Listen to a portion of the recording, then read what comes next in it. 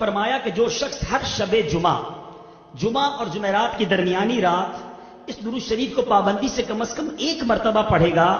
موت کے وقت نبی پاک صلی اللہ تعالی علیہ وسلم کی زیارت کرے گا، اور قبر میں داخل ہوتے وقت بھی یہاں تک کہ وہ دیکھے گا کہ نبی پاک علیہ الصلوۃ والسلام اسے قبر میں اپنی رحمت بھرے ہاتھوں سے اتار رہے۔ آپ بھی پڑھ لیجئے، اللہم صلی وسلم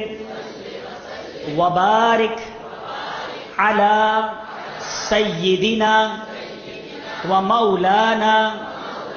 محمد النبی الامی الحبیب العالی